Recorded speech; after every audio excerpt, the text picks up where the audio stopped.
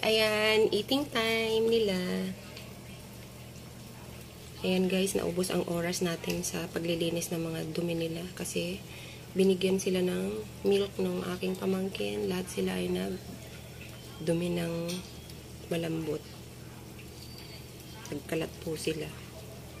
Kasi yung isa nilang ayan,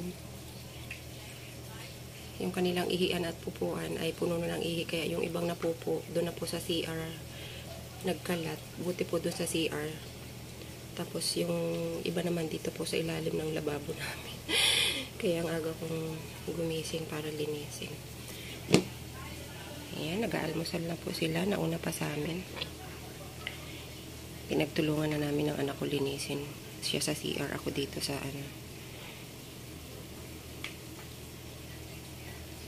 Ayan po, ang cute-cute nila, diba?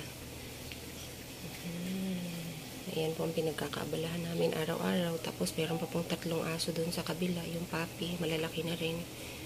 Yung pamangkin ko naman po ang laging naglilinis doon. Kaya lang, aalis na po yung pamangkin ko kasi lilipat siya ng school sa Quezon. So, ako lang po lahat dyan sa 7 na yan.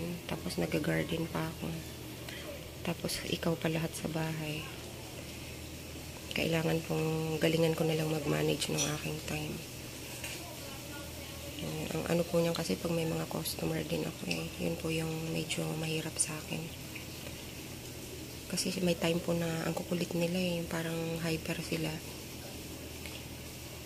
Kaya pag uwi mo, ayan, gulo-gulo, marumi. Tapos, ito pong black na to, at saka itong brown na to, ayan, lagi pa nagbubugbugan. Yung brown na yan, binubugbog niya si black. Ang mangyayari po pag binubugbog, magkakalat ng wewe, minsan pupuk pa itong si black pag nag-aaway sila. Ito pong orange na to, wala akong problema, napaka-behave. Yung nanay naman nila, ang problem po dyan ay mahilig tumakas. Sobrang ila pa rin, pero mabait naman po siya. Parang, siguro po doon sa unang niya, na-trauma siya. Kasi yan nga po lang namin, pinulot lang namin, umuwi lang po sa amin. Nakikain tapos hindi na umalis. Tapos inanakan po ako ng 10. Ang nabuhay po ay kalahati. Inuwi ng province yung 2. The rest po ay hindi nakasurvive kasi may mga viruses daw po yan buhat ng pinanganak. Ayan guys, shinare ko lang sa inyo yung aking mga alaga ng anak ko.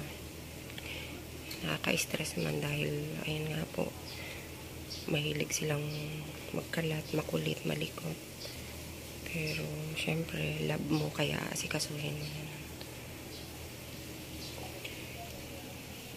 Ayan guys, habang nagluluto tayo, kumakain sila habang naglalaba rin po tayo.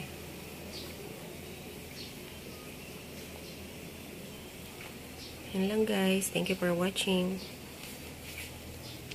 Bye for now. Ing-ing, orange, home, and chick-chick.